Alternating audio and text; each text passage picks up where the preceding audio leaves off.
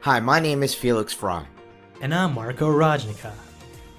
We're here to find great trading opportunities that target 150 to 400% returns. And you?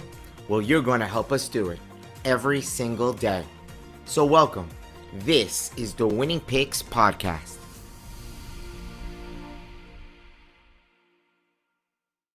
This podcast is for educational purposes only. OptionsGeek LLC is not a broker-dealer. OptionsGeek LLC, Felix Fry, and Marco Rajnica are not registered investment advisors. Keep in mind, options involve substantial risk and are not suitable for everyone.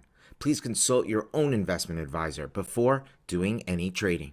Make sure you read the full disclaimer at the end of this episode. All Marco, right. what's going on, man? How are you doing?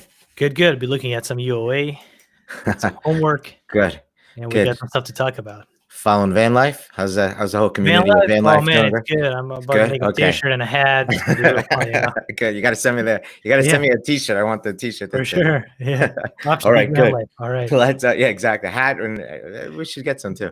Yeah. Let's why don't we just jump into it? Let's get the what are you seeing today in the unusual option activity? Let's just go look at the board. We'll look at your screen. Okay. All right. Let me just pull it up real quick. All right, here it is. So, one interesting thing I found was RIOT. RIOT was one of the things I found. Sure. It looked pretty interesting. I see it. Some pretty decent volatility change. But I mean, percentage-wise, it's probably like, Let's see here. know, maybe like 10%, 12%. Yes, something 13%. like that. Yep.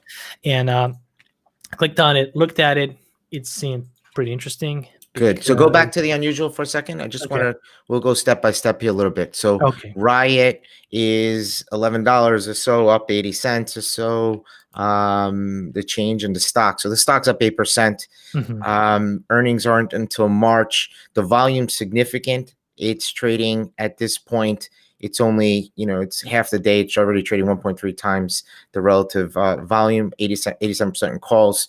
So stocks up, big volume. Calls, and you could see clearly the IV is up, so that tends to mean that people are buying options. Okay, just now you're about to go through and tell me which ones they're buying or what you're seeing, and then we could start digging further into what we think they're looking at, where they're positioning themselves, the chart, and I'll let you go through that real quick. Go ahead. Okay, sounds good. Okay, let me just real quickly kind of tell the story about it for people that might not know. Okay. Their market cap is $171 million. They're trading 4.6% book, but their revenue is not that significant. It's only $7 million. Yeah, it's a small company. Right, and they're planning on further expanding throughout 2021. However, they just announced a new 8-megawatt pilot project to evaluate larger generation immersion module technology and some innovative energy strategies in Texas, and they're partnering with 2 companies there. The interesting part is their one of their biggest costs is actually energy and running that whole operation. You need to lose a lot of energy. You need to optimize. You need to cool they do mining, right? They do the Bitcoin mining. Yes, they do Bitcoin mining, and a lot of the stock is really tied into Bitcoin. So how Bitcoin behaves, behaves the same. And if you do compare the 2 graphs, they're almost identical on how they behave. So they're really dependent on that, which makes sense, right? And they're trying to incorporate this new technology. It's in my opinion, from how I understood it, it's probably more like environmentally friendly, because they're going to be using less energy, and they're using software and hardware systems, and of course environment systems production-wise to actually do that. So that's been a driver maybe in the price. I'm not sure. Yeah. So hold on before you go further. So we get the idea. They do mining. The stock is up. Bitcoin is up tremendously in the last year. This thing is taking off. I see here in the last month, right? You have your chart up. Let's look at your chart. Yeah. So you see that the stock is up here, in the last month. This was a baby stock. This is a $1 stock in May. It's 170 million. What do you say? 170 million right now? Right. So it's up 10 times. So in May, it was a $17 million company, or somewhere 20 million, whatever it was. And now it's up because of bucking. This isn't something that I think I would say, that I would want to buy these types of stocks. This is almost a penny stock, I would say. $171 million is nothing. Now, they're in mining. Bitcoin. It's sexy. They make an announcement. The biggest cost in mining is power, fans, cooling. You got to cool the machines, keep the machines cool in order to use the many machines in a room and produce Bitcoin. People say that they have all these crazy ways of reducing the cost in cooling. So, I've heard things like they put stuff in the basements or underground and use geothermal. There's nuclear power. There's a bunch of different ways to obviously get energy to fan the machines and make them work faster.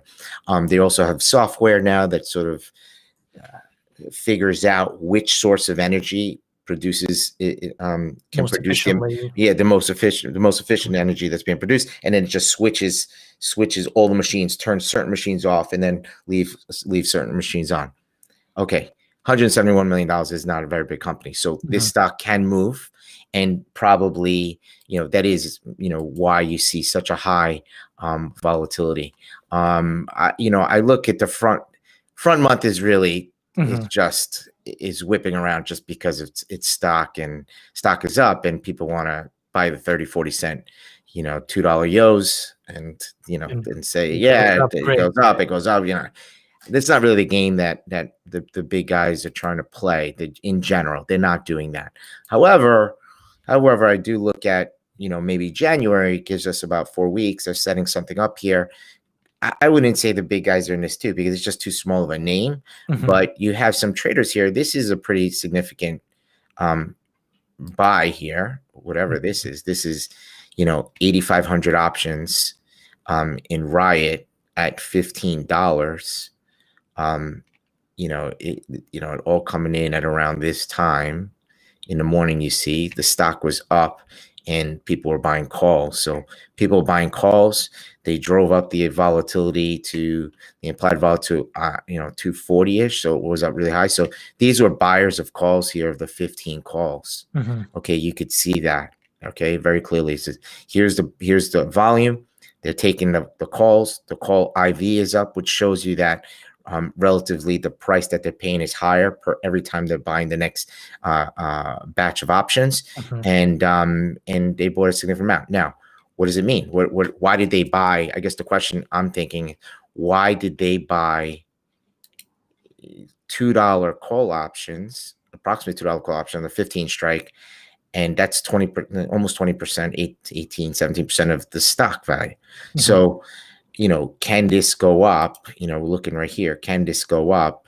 And where can it go up? So again, we want to, we look at the RIOT. Yeah, we look at the RIOT price. The thing just went from 4 to 11.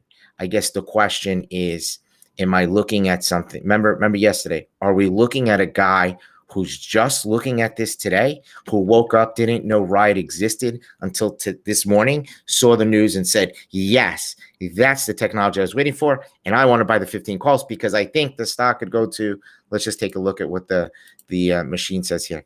In order to buy this 15 call, we need the pointer to get here. This is saying 23.5. More than double. As a guideline, so I'm going to throw 25, 26, 27, 28. Okay, at about 28, that makes this option worth buying for approximately $1.85 right now. Wow, that's a big move. Now, is it possible that it goes to 28? I mean, I've seen crazier things. And let's think about it in another way.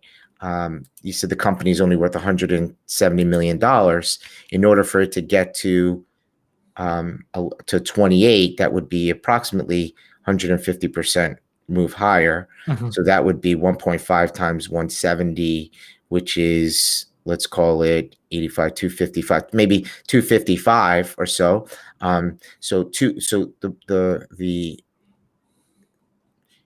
It would be 200. It would be 255 plus. It's 150% plus 170. So 255 plus 170 is how much? 425. 25, yeah. So 420. So this company would have to go to a $425 million company to sort of make this option mathematically in your favor to sort of buy this thing. Now it can go to 20, and this thing is going to be worth $5 in the next 6 weeks, but you pay 2 to make 3. call it 2, it's 180, but you paid 2 to make 3, not super exciting, especially when the stock is 11, right? So stock is 11, it's got to go up a double, and you're going to make 2, you're going to lay 2 to make 3, 1.5 times money. It's not terribly exciting for people. However, it might be exciting if, again, I was long 1 million shares here at 2. You see this volume right here? Somebody was getting long, right? You see that volume? Can you inspect it? Can you inspect it so I can see better? Can I? Oh, you want me to? Yeah. Can you not see my pointer? Could you? No, I can't see it. Just you can't. Okay, yeah, like this. Like that. Yeah. Okay, perfect. So you see the volume right here. Yes. You see the volume right here. You see little volume right here. It's not little. It's 20, 30 million shares. People were buying this stock in this sort of. Let's get the box. They're buying this stock here. They're buying this stock here. And now they bought this stock sort of right here, but the thing's ripping here. So you're seeing more and more buyers, the volume's increasing. What it's saying is basically this at $5, it was an $80 million stock, $85 million stock. Now it's 170. And really, if you get, let's think about it another way. You got 5 million people, 20 million people in Robinhood trading stock. And if each of them buy 10 shares, and that's 200 million shares to buy, that could be a significant amount of movement, right? You can, the Wall Street, while they don't believe that the Robinhood crowd might know anything significant, the power of Robinhood is there's an army now, literally an army of people that could one day just decide that they're going to buy this particular stock, and the short interest in it is 50 million shares, and we're going to identify that short stock, that stock that has a decent story, blockchain and Bitcoin, and we're just going to say that's the one we're going to buy, and we're going to take the 20 million people that are on 20 million people that are on Robinhood, and we're going to try to get everyone to buy 100 shares. Think about how many shares that is. That's 2 billion shares. That can move a stock. Obviously, stock trading 30 to 50 million. This is the power of Robinhood. Not that they know anything different. It's just that they have so many people and they can run over a short. So the short, somebody thinking that this thing is worth nothing or one, is now forced to pay 6, 7, 8. And remember, they're short 50 million shares. So they got to buy 50 million shares on. That's the power of Robinhood. Not that Robinhood knows anything. It's just, somebody has figured out that we can attack these small stocks, and anybody who short them, beware, because if we say this is the time, even if you only get 2 million, 10% of the 20 million Robinhood players in the stock and trading stocks, it's still, they buy 100 shares, it's still 200 million shares. So again, can it go to 28? Why not? But the question I'm thinking is, people bought here, people bought here. Is this somebody who might be selling some stock as it goes up and just wants to buy those 15 calls just in case it gets crazy? The second guy. Yeah, the second guy, right? It's always the guy who wakes up in the morning and says, today's the day, or the guy says, thank God I'm going to be able to get out of my stock. I buy these $2 calls, and whatever happens, happens. Okay. I like the first guy. But not saying that this is, it's hard. It's always hard to tell. And that's really the game. But this one, these are especially hard because they can actually go up a significant amount. So that's what's going on in RIOT. That's all we can really gather here. This is a big number here. This 15 calls, the 23 and a half for $1.75, $1.80. You are expecting a high price, but can you get it? Why not? It might not be today, but you go through another couple of days. You have seen stocks. There is clearly stocks that have gone from 50 to 30 in 6 weeks. Clearly there has been. So I wouldn't say no. I think it's very interesting because of the amount that they came in to buy. And maybe this is the one that a site like Wall Street Bets might be, I think the Reddit group, Wall Street Bets, they might be pushing this particular one. I don't know, but somehow this beast has woken up. The people who were short this are probably in a little bit of trouble, scrambling. And you got, a lot of options. This is a lot of options in one shot at 9:30 to 10 o'clock in the morning in RIOT. That's what I would say. So I like what you found here. Really interesting. Again, it's a 219 volatility name. So, you could expect this stock could easily go from 11 to 8 back to 20. I mean, you have to expect that when you see that number so high. But it's not a zero probability that it goes to 30. I can tell you that much. Right. And so that's what you're trying to weigh here. All right. You got another one? Yep. I got another one. Yeah, go ahead. All right. Let me okay. So the second one I have is Overstock. And it also jumped up. You like the Bitcoin names today. Right. I do. Okay. And I didn't know it was related to Bitcoin until I read about it. And I'm hoping you can shed some light on that as well. So let me just show it here on the UOA. Yep. All right. So Overstock got this. I actually didn't find it on the first page. I think it was on the second page right here. Yeah. Okay. So I want to go through it. So price $63, $2 up, so 3.4%. Earnings in March, mostly calls, some decent volume, nothing too huge. IV is pretty high, and maybe like a 10% increase by 9.2 points. So Overstock, I found two interesting, let's call them pictures, graphs that show this. So the world's biggest retailer, Amazon, still accounts for only 4.6. Okay. Do you have a graph? Do you have a chart? Not yet. I do, but it's okay. Go ahead. Tell me about it. I'll just tell you about it. 4.6% of total U.S. retail sales is Amazon. So only 4.6%, and the rest, top 9, Overstock is one of them. I think. Not sure. Don't quote me on that. That might not be the case. No, they're in the top 5 home furnishing online brands. Home furnishing. So top one would be Wayfair, right? Amazon and then Wayfair, Walmart, Target, and then Overstock. Interesting. Okay. Which really gives it some weight because it's up there with the champions. Let's call them. Sure. The big guys. So, and an important piece of the puzzle that I found was they also own blockchain technology, Medici Ventures, and T0. Yes. And this T0 looked really interesting. I wanted to ask you, do you have any thoughts on it? Yeah. Okay, so let's just make sure we're looking at the right thing. When we're looking at the board here, so you want to see Overstock. Overstock is on the, you said second page? Second page, right there. Overstock right here. Oh, you don't have there it is. Here it is. Okay. 63 up to, okay, so stock is up. Earnings in March, 35,000 options trading, almost 90% in calls. At this point, it's already 1.3 times the relative value. So we could probably see that as almost 2, or probably more than 2 by the end of the day. And then again, it's you love these high IV names. 105 IV. That's high. That's just in general. It doesn't mean you sell it. It just means that it's high. And you have to be very specific in what you're looking at, or more specific and more like a surgeon. IV is up 9 clicks, so it's about 9%. Okay, so I'm going to click on Overstock. I want to see which ones they're buying, what they're doing. Clearly, with all these names, the 2-day options are busy. Let's remove the shading here just to see. I'm looking for volume. Here's this. That's in January. How about, let's go January. Sorry, January. Okay, so they're coming after these things. 1,000 here, 900. Okay, and 31. Okay.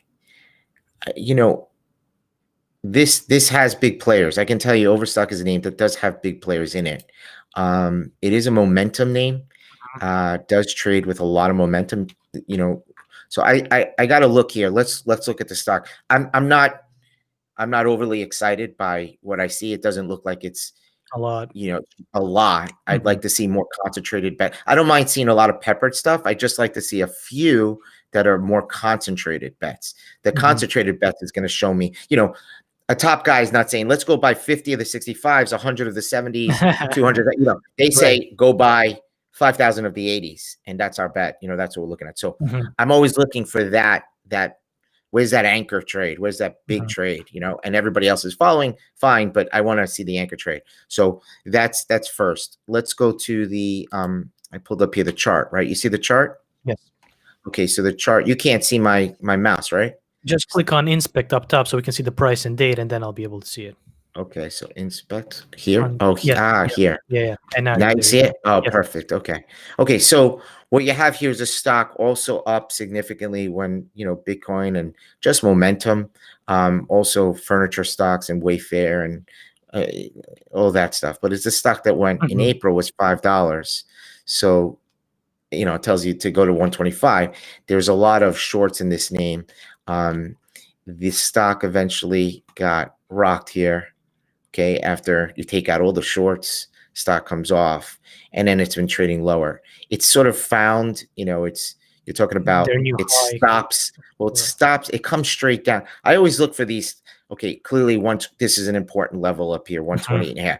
But I always look at where it stops as well. Like for some reason, whatever the reason is, it stopped literally right here at 61.5. That also happens to be where it gapped up. So it traded up here, gaps, and then sort of just stops right here. So for whatever reason, I call this a pivot point. This is a level that I'd want to make sure I watch. It also has a really bad day here, from 81 to whatever, and look where it stops. It stops at 62, almost right around that same area. Okay, trades down the next day, comes back through. It's doing this dance around this, what I would call this pivot level.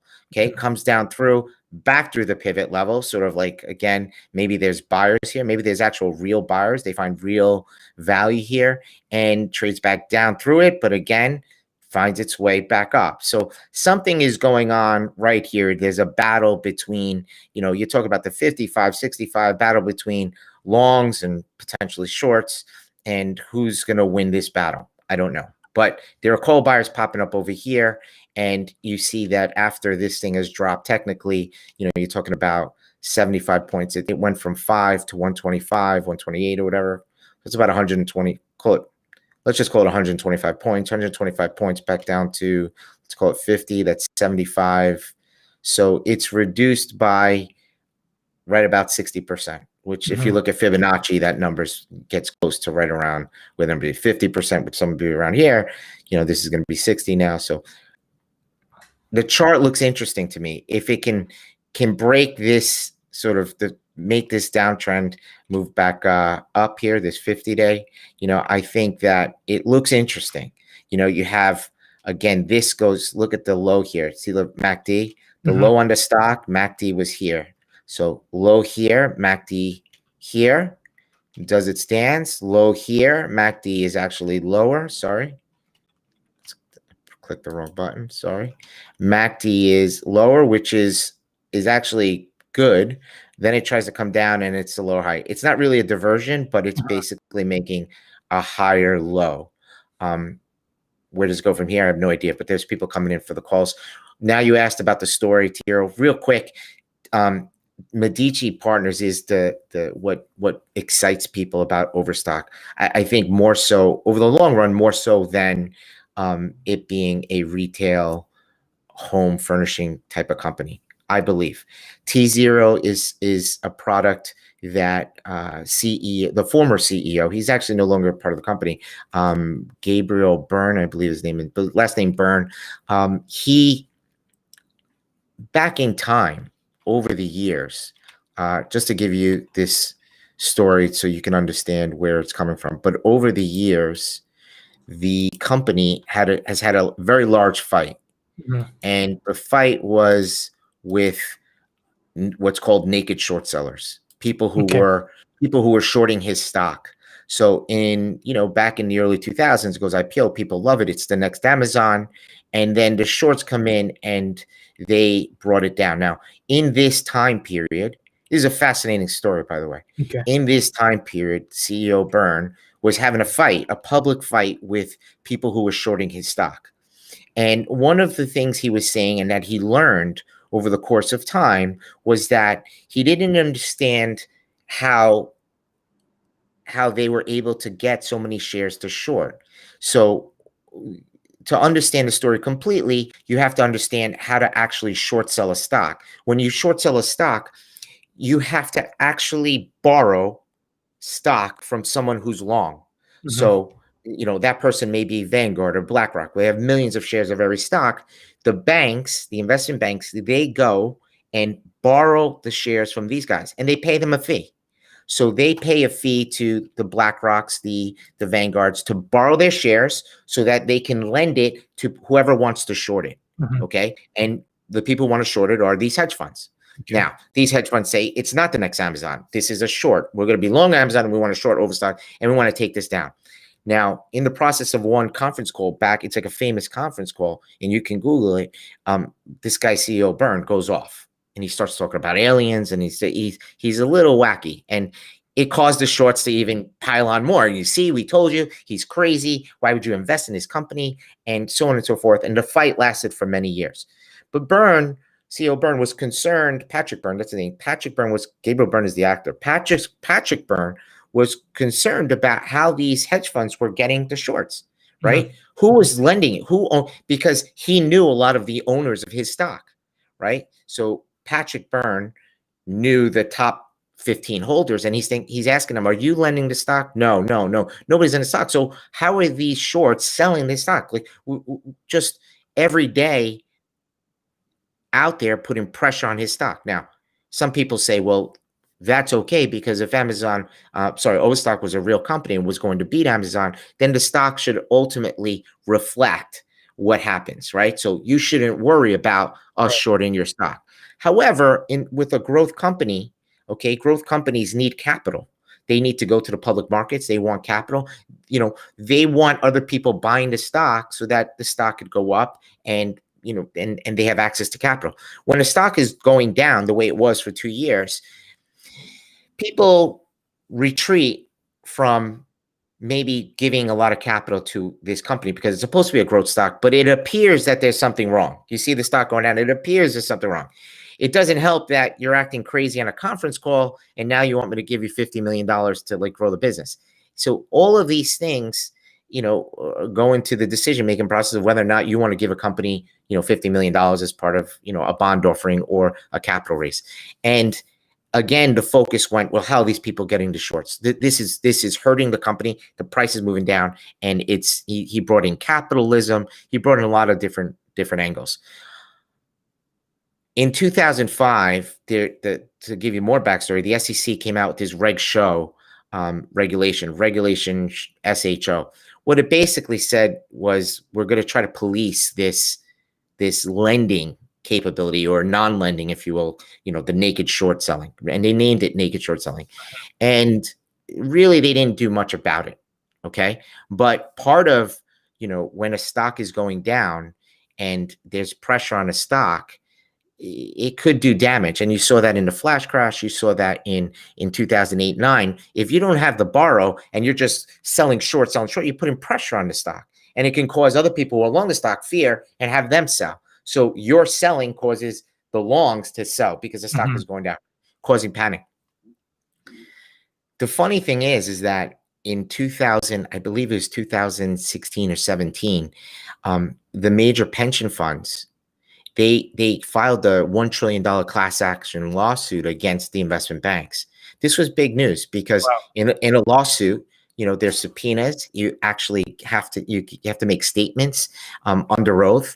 And so they were going to blow open this, you know, what some people call a shady area within the investment bank. It's a quiet, nobody knows what goes on in this area. There's usually, you know, 10 people that are, and by the way, it's called the stock loan business within the investment banks. This business is, you know, quietly controls 75% of the revenues of the investment banks. And we found this out because we've only found that out because of this $1 trillion lawsuit, because they had to open up and they basically showed that 75% of the equities of prime brokerage revenues. Prime brokerage within the investment bank is an area that lends and houses stocks and lends money to the hedge funds. 75% of the revenues didn't come from commissions. It came from stock loan, from lending shares back and forth. 75%. Some people think, and Patrick Byrne was saying, it's 75% of revenues. It's probably 200% of earnings, which means they lose money on everything else, but they just attract the hedge funds to bring in their money because they make all of their money and a lot more on this stock loan. Okay. It turns out that maybe it's even 25% of the whole equities division. So this small group that's quiet, that nobody knows what they do or understands what they do, it's it's a very powerful group on Wall Street, very powerful. When you have that much money, flowing through the doors, and it represents that much of an equities business, it's a powerful group. But it's quiet. I can tell you, most people don't even know the people there. It's very quiet. So you at Marco are working at a hedge fund. You want to short the stock. You have to call whoever you have your money with, JP Morgan, and you have to say, can I borrow stock? And they say, sure, we have borrow at this rate or that rate. What do you want to pay? This and that. We're friends and you bank with us. No problem.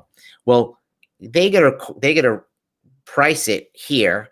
Meanwhile, they go to BlackRock and Vanguard and they give them pennies on the dollar. Meanwhile, they're charging you dollars. And that's how they make that bid offer. There's no exchange for you to see what's actually out there. You have to, it's a on the phone. What you see is what you get kind of thing. What you see is what you get. And it's also an on the phone type of business, right? Negotiating business. What the beauty, and this is the power of what T0 built, because of blockchain technology, not Bitcoin, blockchain technology, because it can account. It's just an accounting mechanism, blockchain technology, where it can account for, who owns it, how much they own, where they own, and it can't be broken. Okay. T0 has built an exchange. All right. This was because he's fighting against naked shorts. He built an exchange that says, we are now going to have shared documents. Okay. We are going to actually keep track of all shared documents and all stock issues with blockchain technology. And so there can never be, it can't be that Marco's company or Felix's company has 20 million shares, but there's 50 million shares short. How could it be? You have to borrow, Now there are some areas where you get an exemption. Market makers do get an exemption on the floor because they have to make a market, but that's not going to be the difference of millions and millions of shares. So T0 has built this exchange that keeps track. And so obviously you have people fighting against that. Who would that be? Maybe the investment banks don't necessarily whatnot, but the accountability now is there. And so this T0 exchange is starting to pick up, and Patrick Byrne was very proud of it. He is getting people on board. He has a lot of powerful friends. I think he's a billionaire, has a lot of powerful friends, has other people in high places owning his stock and actually wanting their certificates, their stock certificates tracked. And so here they're tracking it. Now, does it work in the long term? It seems like it's a great idea. But again, powers that be are investment banks. And, if they decide, well, hedge fund A, if you're going to go put your stocks over there in that exchange, then we don't want to do this with you at all. Maybe you get blacklisted, and that can't happen. So, there's this back and forth. I think it's a really interesting long-term trade. That's a long story. I think I just think it's something that people should understand, because that is the gem there. If they can make that work, it's worth an enormous amount of money, So they're a little bit of this fintech, Medici Ventures. They have other products and other new things that they're bringing blockchain into mix with finance. I think it's very interesting. People should go look. So that's what I would say. It's really interesting. Yeah.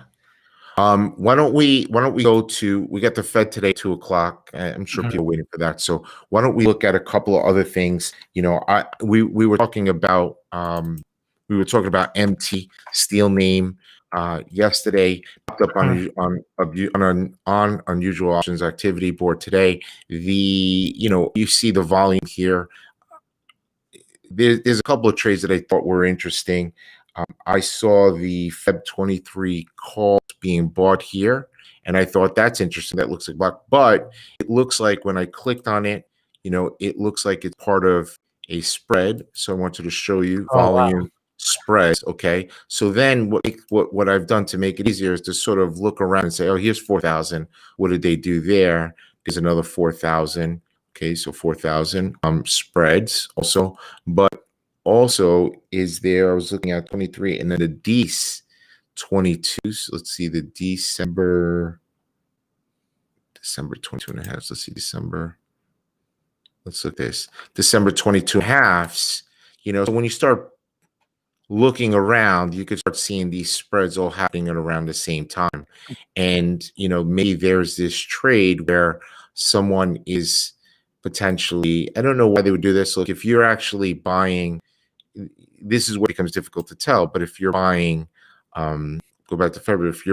Is somebody buying both of these or selling both of these? It might be that somebody is selling calls, buying this put here and doing some sort of put spread with this option down here. It becomes difficult with the 22.5s. Maybe somebody something they're looking for a little bit of a pullback over the new year. Maybe they're a long-term holder already, so they're already lowest tax bracket. And you can actually are trying to protect a little bit right here, because if you don't understand, and I want you to go back to 3 steps to the. I think it's a very important video, the options puzzle. Understanding that options puzzle will be huge in you understanding potentially what is happening here. But essentially, they might be selling calls, buying puts, and then selling these puts. So in essence, they basically have a put spread, the 22.5. So they might be doing something there where they're buying puts, a put spread, and selling a call. I don't know. I don't think anybody's going to know unless we actually saw the trade on the floor. But I just thought it was interesting that the stock is down after a big run, and this type of trade comes up. It looks to me like maybe someone's playing. I don't think they're trying to play a large pullback, but I see that perhaps you see this right here, the 30 calls. Let's see what that was. That's actually a gain. So again, I keep seeing the longer term stuff. March, April, June has been to buy. That has been to buy. 30s and the Junes. So that has been to buy, but maybe in the near term, they're looking for a little bit of pullback, or they're getting out of they're sort of shifting. Like we said, they're shifting risk reward now, right? Saying maybe this is a big name. It's not like it's not a big name. This is a big name. And when it gets going, it gets going. But let's just look at 1 year. So this is a big name. So people have been long this stock for quite some time here, trading it. Good risk reward would say, let's get out of the stock here. Let's buy these March or June calls. If the stock does double, we're going to make good money here. The stock comes back down to 18, 17, we'll buy more stock. So it could be just positioning there, meaning, if you go buy those calls, you might have to endure a pullback from 23 to 20 or something like that. Maybe even here on maybe coronavirus gets worse over the first quarter or whatever.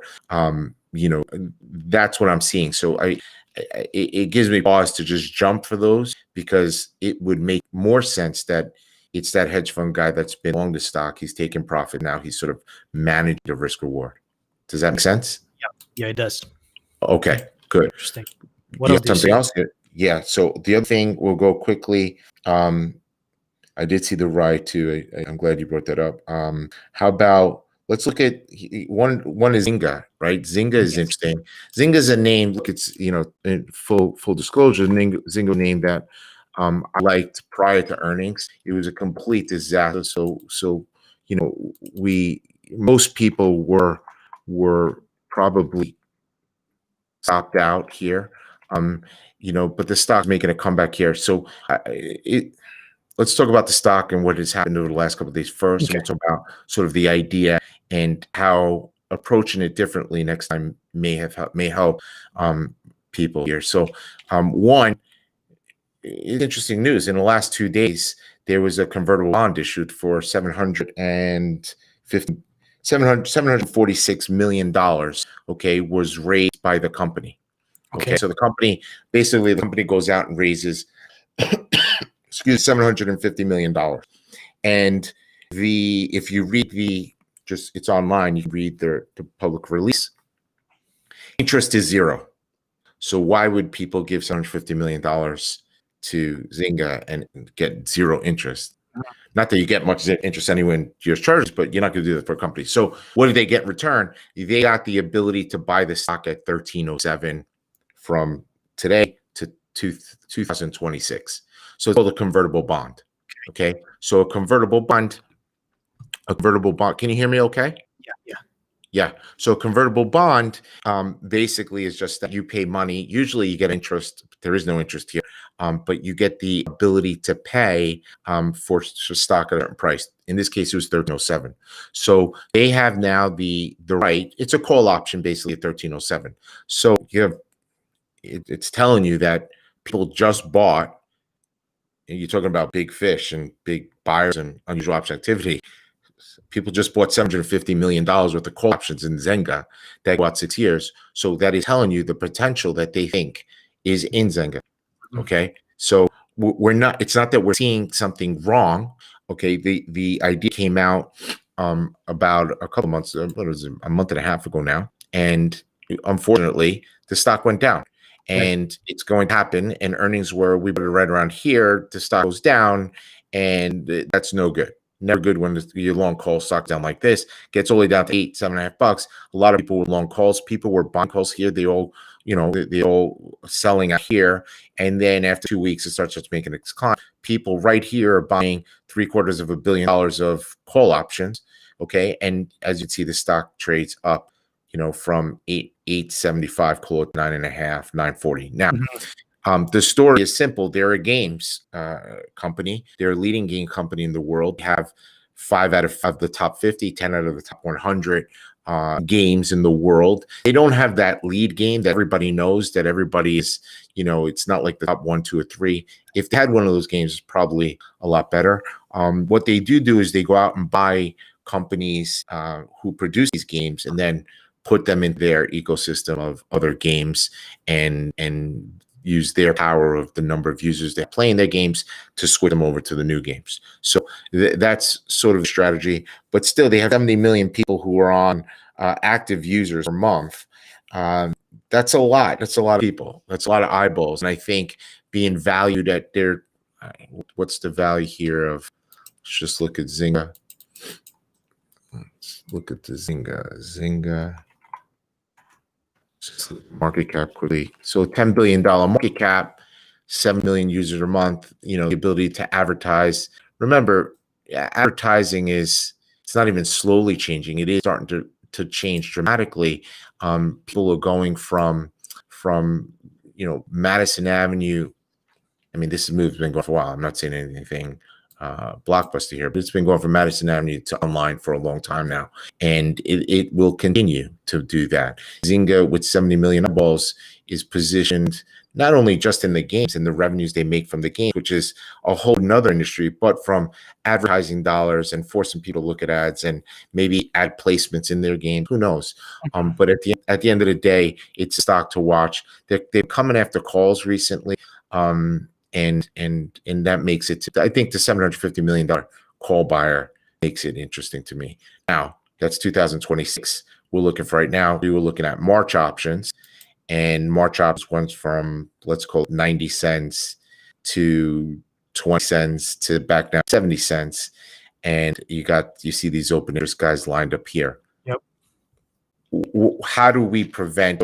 Part of OptionsGeek, we're trying to manage the positions, and this is a good, probably a good leeway into helping you. You always have this question, you know, how do I get in? How do I get out? You know, in this case, people that I talk to privately, you know, when they're buying one, they buy the second one. I teach 3 entries, so we have a dollar amount. X, let's call it $900 to make it easy. $900 that we're going to invest in every single trade idea. And with the $900, we're going to jump in there 3 times, $300 a pop. We're going to buy 1, we're going to buy 2, and we're going to buy 3. Obviously, we'd love to buy it going down. Okay, we'd love to buy it, and we'd love it to be perfect that way. Doesn't always work that way. Okay, you know, we can go on and on about this, and we'll do this over time. And I'll let you ask the questions because you always are asking me. But at the end of the day, the idea is that what I tell people is that if you buy the first, it's down. I'm giving these ideas prior to the market open. If there are calls and a stock opens down, the calls are going to be down. Fine, you can buy one a little bit, especially if there's no news and the market's down, bringing ZNGA down, and that's the news, right? Okay, so you buy a little bit. It's not like there's news out in ZNGA, stocks down, pre-announced earnings, and it's bad. Right. And you'd have to take a look and say, whoa, something, maybe the story changed. If it's the market's down, because overnight, and it can happen, ZNGA's down, not a problem. You buy one. You buy this, it goes down even further. All of a sudden, it's weak, right? It's weak, and so you buy the second lot. What I tell people privately when I'm talking to them is you don't have to necessarily buy the third one. Actually, it's a 5-month option. You're talking about in October, November, December, January, February, March. It's 5 months. You get, we set up for 2 earnings calls. Don't, it doesn't necessarily mean that you have to, buy a third. And the reason is because if you think about it, you bought the first $300, the second $300, it's $600. If we're stopping out around 50, 60% on these trades, okay, then on a $900 investment, 50% is $450, 60% is $540. Okay, so let's call it $500. So on a full investment of $900, if you get stopped out, it's $500. Okay, you're out. Okay, or $450. Okay, 50%, $500. If you just buy the first and then the second, you're now invested $600. Mm-hmm. If that goes to absolute zero, you've lost $600. You didn't buy that last third, okay? Because the market was never going up. It was like a straight shot down, which this was. And so what I tell people is, hey, you have 5 months, you have 4 months. The last thing you want is to get stopped out in, 8 days. That's the worst feeling. You just bought something because you would like to see stock, which is, we believe, undervalued. We believe there's call buying. We see call buying, and we believe that it's going to catch this trend, this wave where people are going to realize, hey, eyeballs matter. Hey, Snap is up, Twitter's up, Pinterest. That's it. Eyeballs matter because eventually you can monetize it to be something. And eyeballs here in Zynga, they have a lot of eyeballs, and they're continuously getting new eyeballs. And so there's nothing more that you want than to watch this play out. And so, on a longer dated option, I don't want you to get stopped out in a week and a half. I don't want you to get stopped out because it goes from 10 and a half to 8. And I want you to just hold it, don't look at it, put it in the corner, and it's punished. You don't look at it. And that's it, period. Because if it's still going to be worth 10 cents for probably another 2 months, even at $8. And so what are you going to lose? You lost $500, but you still actually have the position. And something like this happened where big buyers come in to buy $750 million of call options. Okay. It's telling you that, hey, you're on the right stock. We have the right stock. The big boys do think it's going up. Is it going to happen in the next 3 months? We don't know, but at least we're in the right stock, and at least you can hold. You still have that position. So there's this balance of buying the second, and then not buying the third because it goes down. And it's just like put it on the side. Now people say, well, when do you actually go out and buy third? Okay, well, in that case, like I've told you, Marco, what I want to see, options are trendy.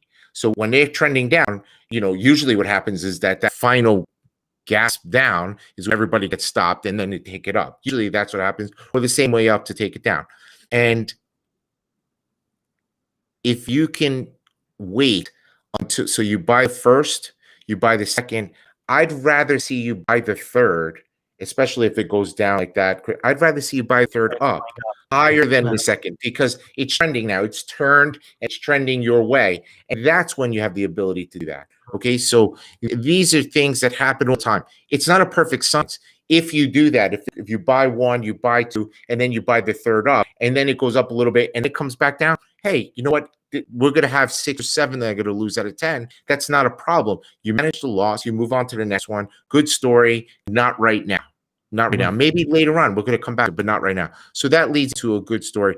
And frankly, all of this leads into a bigger story, which you're always talking to me about, and probably something that's on your mind is small accounts versus big accounts. Yeah. How they differ. That's right. I want to ask you, how much should somebody allocate per trade? Does it vary based on the size of the account? Because, for example, my account when I started was $2,500, and I was doing 10%, which some people say is pretty aggressive. Yeah. So I'm sure a lot of people, would like to know the answer as well. But the reality is 10%, if you think about it, 2,500, 10% is $250. Minimum, right. You can't even, most options cost more than $2.50. So you can't even buy one. So this is the pressure. So what happens is you don't want to allocate too much percentage, but with a small account, frankly, you're going to need a little bit of luck. Mm-hmm. Okay. You're going to need a little bit of luck. Why do I say that?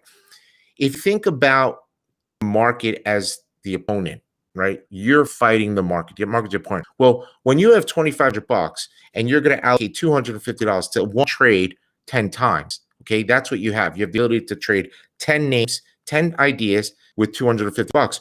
When you actually buy that first option, it might be a $2.20 option. So you can only buy one, which means the market is forcing you. It's pressuring you. You yourself, with the amount of money that you have with the market, you're being forced. Okay. Technical difficulty. It happens. So at the end of the day, when the market is pressuring you to make the right decision, and that's what I'm always telling you. It's if you have to make the right decision on that one, it's hard to do. It's hard to do that every day. When do I actually buy? I'm going to buy here. I'm going to buy right now. If you're able to buy three, you're able to do it with a method and say, okay, I have a method here and I'm going to do it this way. Same thing on the exit. You have one, it hits 100%. You were always asking me, do I get out here? What do I think? I don't have that answer. I don't know that answer. I know what we're shooting for, but when you only have one option, then it becomes, you have to make the decision on the entry correctly. You have to make the decision on the exit correctly. It's a very difficult thing to actually do. And so that's why I say that the market puts a lot of pressure on small accounts, puts a lot of pressure for you to win. Okay. So a small account needs a little bit of luck, needs to be right early on, and you're trying to get that amount to be a little bit bigger. I would say 5 to 10,000. 5 is even just the cusp. 10,000, you're allowed to make. You could start making. It could be $500-$600 per trade, right? And you can enter in, at least with 2. And keep going and exit with 2.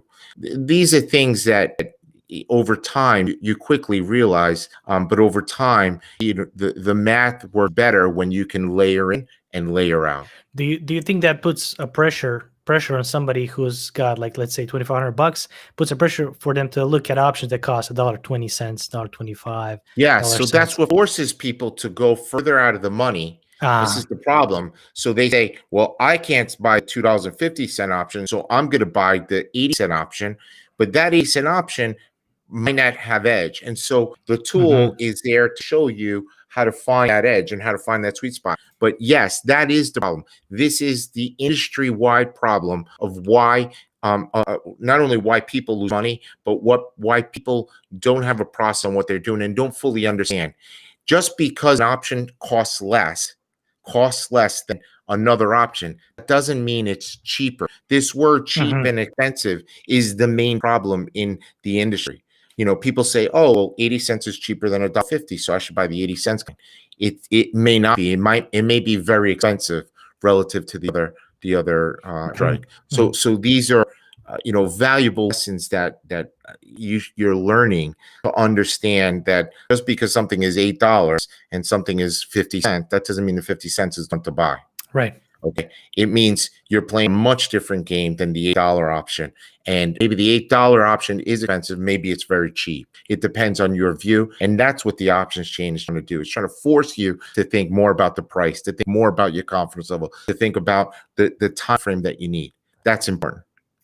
I see. Okay. Nice. All right, good. Let's jump into a couple minutes for the Fed, but let's jump into show me some UOA, what you're seeing, or some. Yes. So let's go to the or maybe SPY. People like to see SPY. And the SPY. Look, the SPY.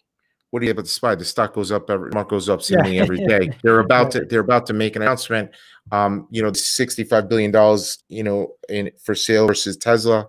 I think after. You have to think the investment bank is doing this trade is actually now short SPY, long Tesla, and they're probably not. They probably have X%, whatever X% is, but I don't think X% is a lot because they take that risk. What if this guy says something much different than everybody expects? Instead of 120 billion in bonds per month, he's going to go nuts and say we're going to buy 250 billion. Well, if I'm short SPYs, this market's going to rip, right? And I'm going to be down a significant amount of money. So my position in this short SPY long Tesla may not be that big because I don't want to take this risk that something happens and I don't know what can happen, right? So I suspect after this announcement, we will start seeing more pressure. I suspect it might go up here to the end of the day, but somehow in the next 48 hours, that position of long Tesla, short SPY is got to get closer to $65 billion. I don't. If I was a trader, I know I have to know where I have to get. I wouldn't get there just yet. We have this. You have 2 days. There could be a Johnny John, Johnny John vaccine announcement that's 95%, and this market's going to go from 369 and 3/4 to 375 on the first print on Monday morning. Johnson Johnson says 90% efficacy rate on their one shot only drug vaccine. You got to believe this market is going to trade up significantly. So I just don't see an investment bank taking so much risk with a lot of these things. They want to be as close as you can to that date. They want to know all the chips. They want to know all the players. They want to know what's going on and how they can potentially control this thing. The lead buyer of Tesla is going to want all of that information that we've talked about over the last 2 weeks. Elon Musk could come out with stock sale to really hurt the investment banks, right? So if he comes out on Friday morning with some bank that says, one of the banks or 2 of the banks or 10 of the banks, and says we're going to do a secondary here, it could destroy many people, many investment banks, because Tesla would go down, and then they would be Tesla being down and not bring down the whole SPY. Right. So it could be a disaster, right? Long Tesla, short the SPY. I want to wait till, if I'm the investment bank and I have a lot of firepower, I want to wait till the last minute as best I can. As best I can. Okay. But, retail might have something to say about it. They might, be waiting, and then at 12 o'clock, they might panic and say, okay, I want to get out. And then retail, that whole army of people get out of their positions. So there could be that's what's going to cause a lot of volatility over the next 48 hours in not just the SPY, but also Tesla and that spread between Tesla and SPY. So that's my 2 cents. That's my 2 cents. The open interest in the Friday options has creeped up. Even today's options has creeped up. People are to some extent expecting some of this to happen. It always becomes a question of how much will actually be a sale, and how much people have, and how much Tesla will be to buy, and how much people wait there to actually sell. Right. So that is this game. Do I have all the answers? No. I still think there's great risk to holding SPY puts, and I think that I think over the next 3 weeks, we talked about the 3 or 4 things that are going against the market potentially. We know what's going for the market, which is vaccine, positive deliveries, everything and all that. End of the year, Santa Claus rally. Nobody wants to sell nearly at the end of the year, generally. All the good things, but there's also lingering in the back a potential disaster, maybe. So that's SPY. That's what I'll say there. As far as look at my board here. You want to share your screen real quick? Yeah, let me share it. Let's go here. Things that I'm seeing today and that are popping up. Okay. IV up and volume. I saw this looks like a secondary here. CRM was an upgrade by, who was that? Bank of America today.